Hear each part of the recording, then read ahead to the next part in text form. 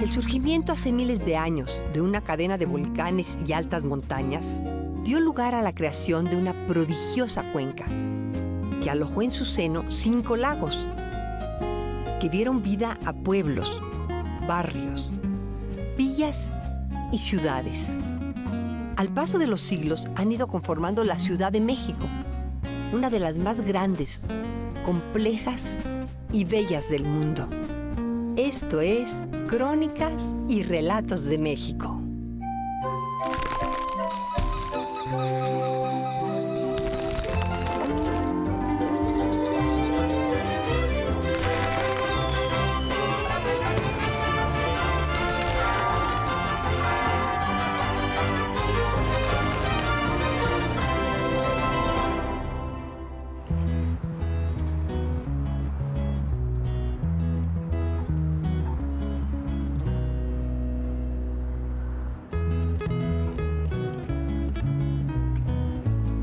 ¿Qué tal? Soy Ángeles González Gano.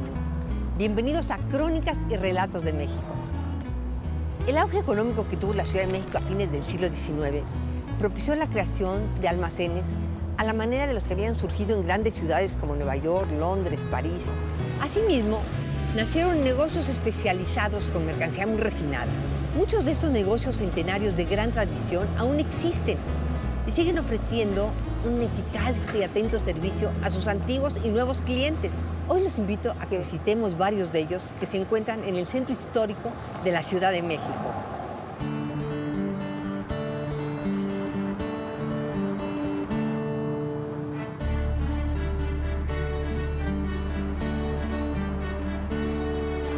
Estamos en la esquina de Isabel la Católica y 16 de septiembre. Antiguamente se llamaban del Espíritu Santo y Coliseo Viejo. Esto era porque aquí se encontraba, a fines del siglo XVI, el Hospital del Espíritu Santo. Y también aquí, a unos pasos adelante, estaba el famoso Coliseo. Ya en el siglo XIX, en este sitio se levantó un hotel y café que eran muy famosos, el de la Gran Sociedad. Guillermo Prieto escribe muchas crónicas de toda la gente que venía a este lugar y lo que se platicaba, deliciosas. Y a un costado se levantó el Portal del Águila de Oro, que albergaba muchas de las más importantes librerías de la Ciudad de México en esa época, que además de cumplir su función como librerías, eran sitios de tertulias en que se reunían muchos de los escritores más importantes, los hombres de letras, los intelectuales de la época. En 1865 llegó a México un joven alemán, Roberto Bocker. Él era miembro de una familia de Düsseldorf, Alemania, que se dedicaban a fabricar herramientas. Resulta que con la revolución industrial y el invento de la máquina de vapor, tuvieron una sobreproducción de herramientas. Por tal razón, mandaron al joven Roberto a América a buscar mercados. Pasó por Estados Unidos, donde hizo contactos, y finalmente llegó a la Ciudad de México. Aquí se estableció en un costado de esta esquina, abrió un pequeño local donde empezó a vender las herramientas de su familia y a importar máquinas de coser Singer y máquinas de escribir Underwood, gracias a los contactos que había hecho en su paso por Estados Unidos. De manera que el negocio fue un éxito, prosperó muchísimo, lo que le permitió, a fines de esa centuria, adquirir el terreno donde había estado el Hotel de la Gran Sociedad y el Portal del Águila de Oro. Los demolió completamente y contrató a los arquitectos neoyorquinos que habían hecho el primer gran almacén del mundo, el famoso Macy's, que todavía existe en la ciudad de Nueva York. Ellos diseñaron un edificio con lo último de los sistemas constructivos al momento, que era de estructura de hierro, acero y concreto, y el famoso cimiento de emparrillado y recubierto de cantera color perla de Pachuca. El encargado de llevar a cabo la construcción fue el ingeniero mexicano Gonzalo Garita, que era un excelente ingeniero, hizo muchas obras muy importantes en esa época. El edificio tiene algunas características muy especiales.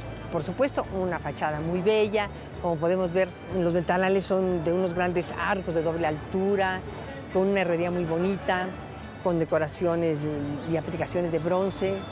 Tiene un gran torreón en la esquina, almohadillado de cantera. Pero les voy a decir una cosa que tiene muy especial, que pusieron unas ventanas de doble vidrio belga. O sea, en el interior ustedes no oyen absolutamente nada del ruido de la calle. Y otra novedad del edificio es que le pusieron calefacción, cosa rara aún en nuestros días. El papá de Frida Kahlo, que era un gran fotógrafo, Guillermo Kahlo, llevó el registro detallado de todo el proceso de la construcción. Así que conocemos exacto cómo fue. Y ahora, para conocer más de la historia de este negocio que ha sido tan importante para la Ciudad de México, los invito al interior para que platiquemos con Pedro Boker.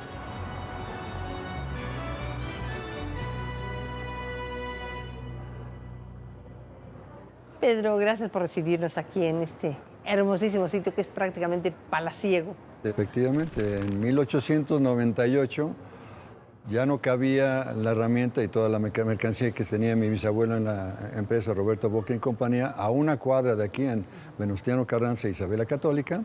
Se inaugura el día 3 de julio de 1900 por don Porfirio Díaz. Después de la inauguración de este edificio, pues la familia estaba seguramente con escaso dinero para... pues había invertido muchísimo en este edificio, que es un edificio magnífico. Se construyó en 14 meses. Las dificultades obviamente no cesan, porque al final de cuentas de tantos años suceden muchas cosas en el mundo y en el país. Digamos, después de la construcción viene la Revolución Mexicana, que obviamente dañó mucho al comercio. La Primera Guerra Mundial, donde ya fue bastante más complicado la proveeduría, digamos, comprar productos europeos. Luego la depresión del año 29, que fue a nivel mundial. Después la Segunda Guerra Mundial, en donde esta empresa fue intervenida durante 6 años, del 42 al 48. Y luego tuvimos un problema grande, el incendio del 8 de febrero de 1975, que se quemó casi todo el negocio en la parte interior.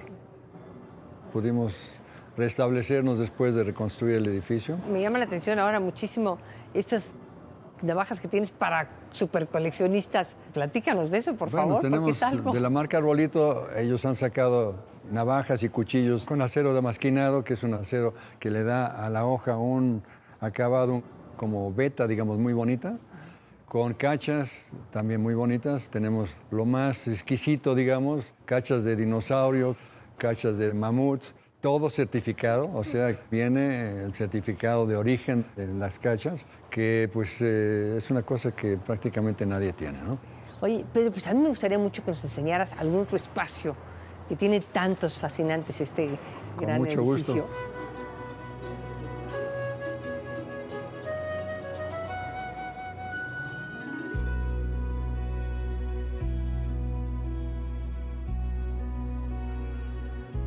Estamos en el primer nivel en lo que fue originalmente el cubo de luz, desde el techo hasta la tienda en planta baja. Y estamos precisamente en el lugar de la escalera que actualmente se encuentra en el Palacio de Gobierno de Jalapa, en Veracruz, que se vendió en 1908 a raíz de que no se usaban todavía las escaleras eléctricas para llegar al segundo y tercer nivel. Y hubo necesidad de concentrar toda la mercancía que se había exhibido en ese segundo y tercer nivel en planta baja, entonces requerían pues quitar lamentablemente esa escalera, ¿no? Oye, pero fíjate que aquí se da uno cuenta muy bien de las dimensiones del edificio tan enormes, como es un espacio abierto, que realmente qué arquitectura la que hacían en esa época, que era de veras de características palaciegas, porque esto era una tienda y es impresionante. La estructura del techo pues es de acero remachado con remaches en caliente, en 1898-99 cuando se construyó, ¿no? Oye, platícanos de ese escudo tan interesante que preside el salón. Es el escudo de la ciudad natal de Remscheid, la natal de mi bisabuelo y los familiares. Remscheid queda cerca de Colonia y Düsseldorf en Alemania.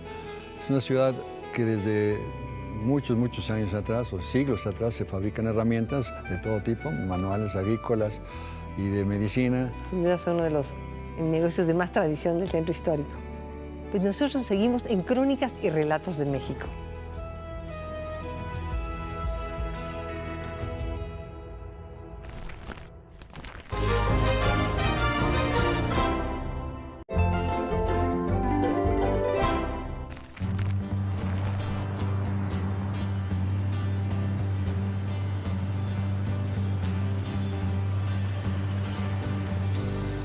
Seguimos en nuestro recorrido por los comercios de tradición.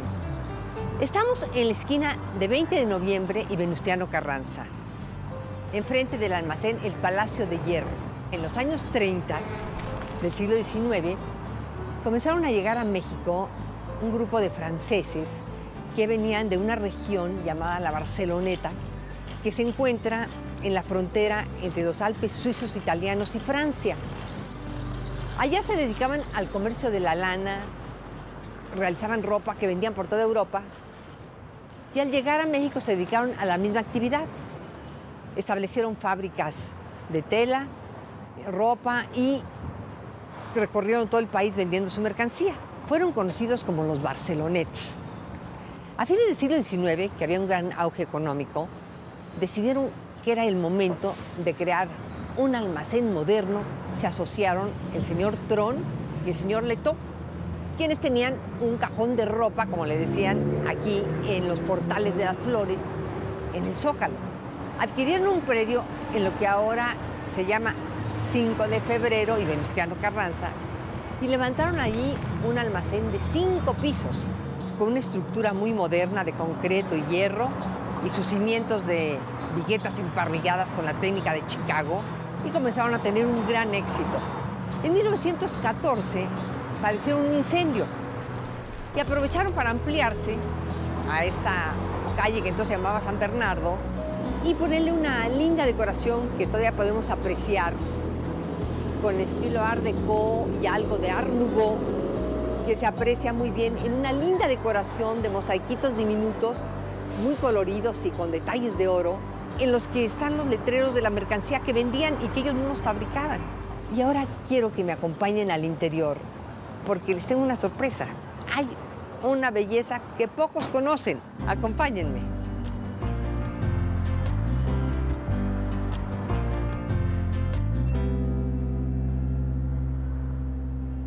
Como podemos ver, el interior del Palacio de Hierro conserva la elegancia que le imprimió en 1914 el arquitecto francés Paul Dubois, que realizó la ampliación y remodelación después del incendio. El edificio se estructura alrededor de 2 grandes patios, rodeados por unos enormes y amplios pasillos donde se muestra toda la mercancía, y todos ellos tienen unos balcones de hierro ensamblado originales de la época que permiten apreciar todo el almacén, el patio, los pisos. Y un detalle maravilloso.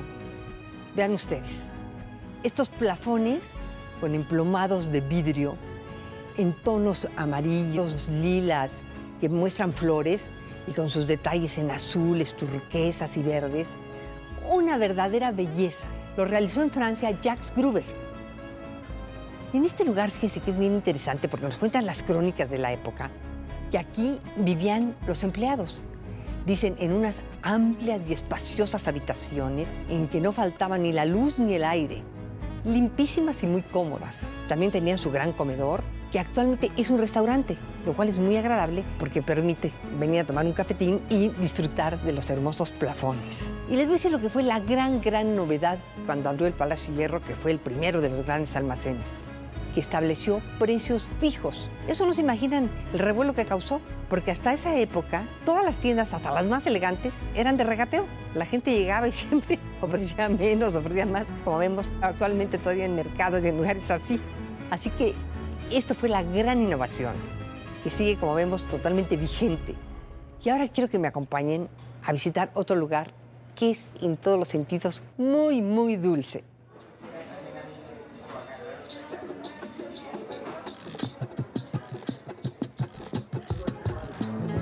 Nos encontramos en el interior de la dulcería de Celaya, sin duda la más bella y una de las más antiguas de la Ciudad de México.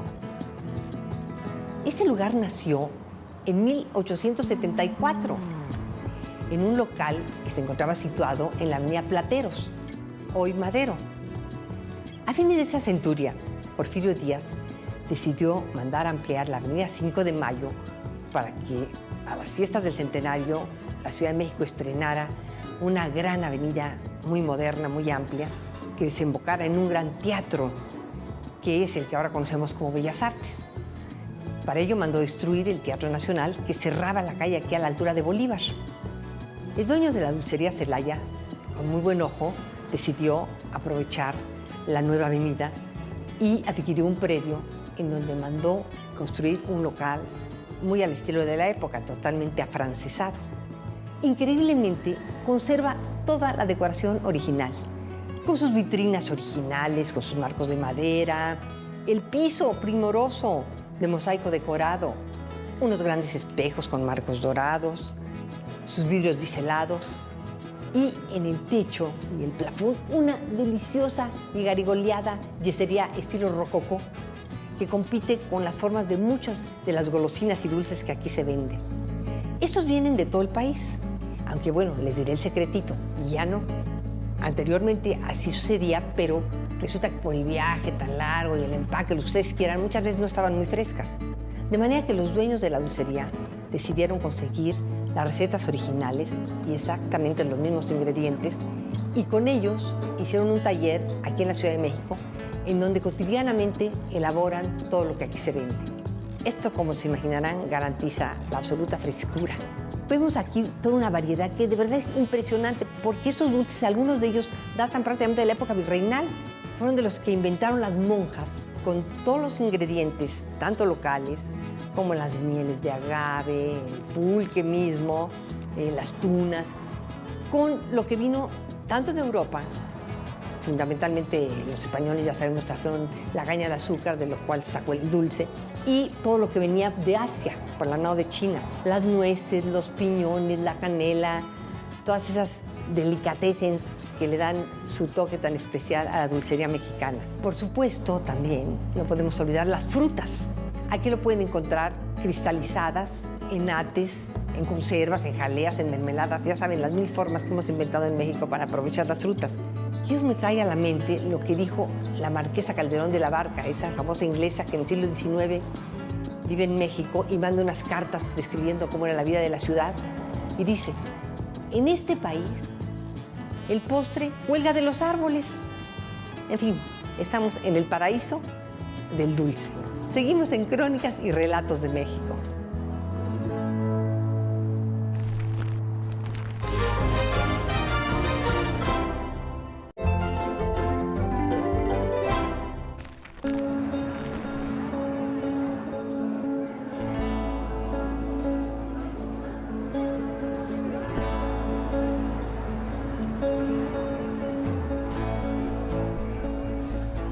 Estamos en el corazón del Centro Ceremonial de México Tenochtitlan. Aquí a un ladito se encuentran los vestigios del Templo Mayor. Detrás de mí se yergue la librería Porrúa, una de las de más tradición de la Ciudad de México. El predio que ocupa, con certeza, está sobre algún edificio, monumento, palacio, templo importante del Centro Ceremonial. Esto nos remonta al origen de la llegada de los libros a la Ciudad de México.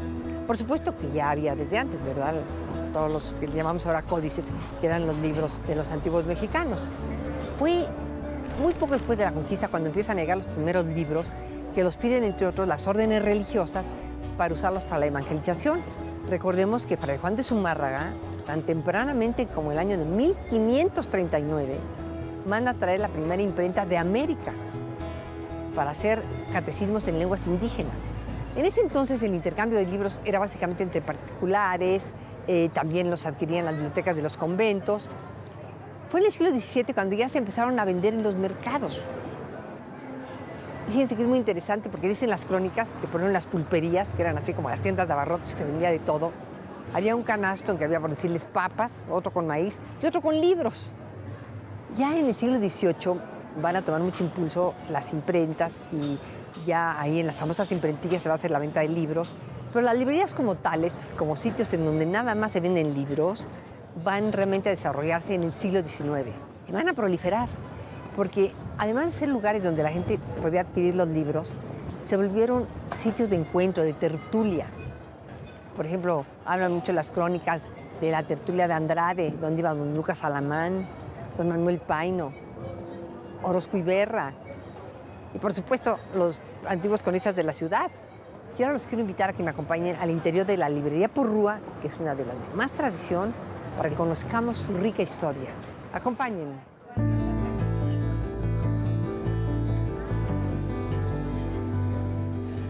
En la segunda mitad del siglo XIX llegaron a México procedentes de Asturias José Francisco e Indalecio Porrúa, 3 emprendedores hermanos que en un principio se dedicaron cada uno a un diferente negocio. Después, ya a fines del siglo, se asociaron y abrieron en la calle de San Pedro y San Pablo, hoy del Carmen, un negocio de antigüedades y libros de ocasión. Finalmente ahí se dieron cuenta que el negocio que les interesaba realmente era el de los libros. Alquilaron un local en la esquina de Donceles y la calle del Reloj, hoy Argentina y Justo Sierra, y establecieron una librería. Esto era el corazón del barrio universitario, así se le conocía. Bueno, aquí a media cuadra se encontraba ni más ni menos que la Escuela de Jurisprudencia. Así que la librería Porrúa se volvió realmente una librería universitaria. En 1910 hicieron su primera publicación propia, una guía de la Ciudad de México que mandaron a hacer a España. Pero ya unos años más tarde, en 1914, van a editar aquí en México ya su primera colección, que fue Las 100 mejores poesías líricas, compilada, entre otros, por don Manuel Toussaint. Ante el éxito de sus publicaciones, decidieron formar en 1944 la editorial Porrúa e invitaron al gran artista Saturnino Herrán a que les diseñara el logotipo. Hizo una hermosísima cabeza de caballero águila, que hasta la fecha es el símbolo de la editorial Porrúa. Entonces ya empezaron sus grandes colecciones. Una de ellas fue la colección jurídica, que hasta la fecha sigue sacando constantemente nuevas obras. Y bueno, la que es mi favorita, la colección Sepan Cuántos, que bautizó precisamente don Alfonso Reyes. Es esta maravilla que podemos ver aquí. Bueno, esta es una pequeña muestra porque son cientos, pero en esa colección ustedes encuentran obras de todas las épocas, de todos los autores, de todos los temas, a precios muy accesibles. Es de verdad un tesoro esta colección. En esta librería había una famosa tertulia a la que acudían, entre otros, los hermanos Antonio y Alfonso Caso, don Manuel Gómez Morín, el fundador del PAN, y el gran cronista Luis González Obregón, que vivía aquí a la vuelta. Pero este sitio, además de ser una gran librería, en la parte alta se le hizo una terraza en la azotea con un restaurante que tiene la mejor vista del centro histórico. A los pies tienen el Templo Mayor, enfrente la catedral, a un costado el Palacio de la Autonomía y a la derecha se levanta imponente el Palacio del Marqués del Apartado, obra de Manuel Tolsá. Y ahora los quiero invitar a que me acompañen a otro sitio donde también vamos a hablar de la cabeza, porque es decir, aquí hablamos del contenido que le mete uno a la cabeza, que son los libros, pero ahora vamos a otro para el exterior de la cabeza.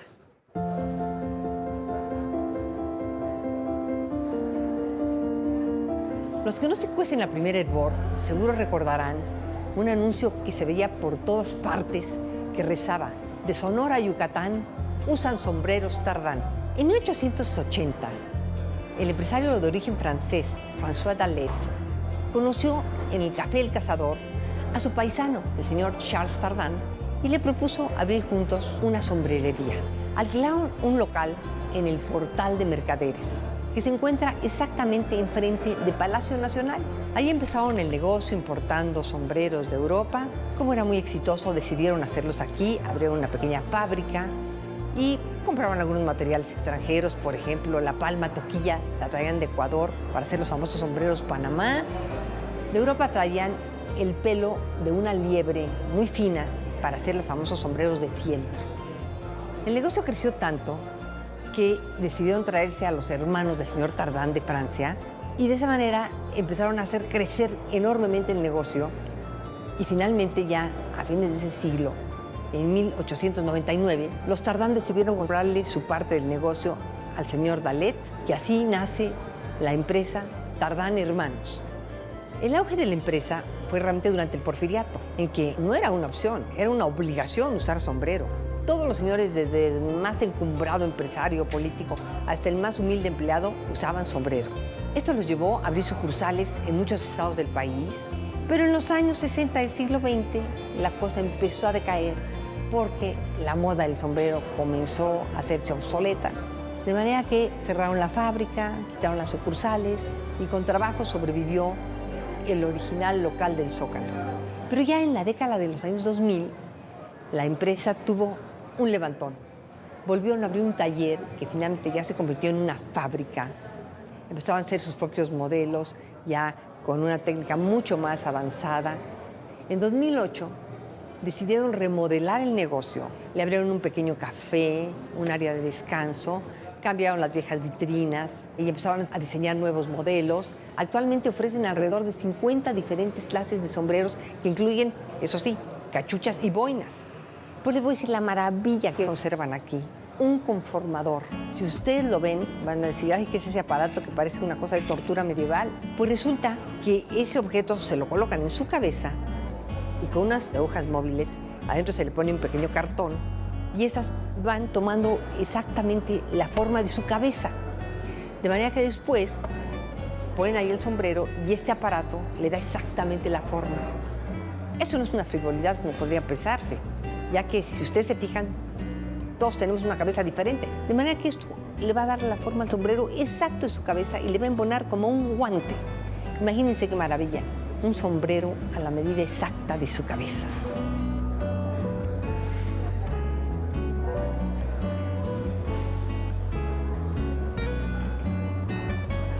Aquí terminamos nuestra visita a los negocios de tradición en el centro histórico. Hay mucho más que ver. Abramos los ojos. Estas son nuestras verdaderas riquezas.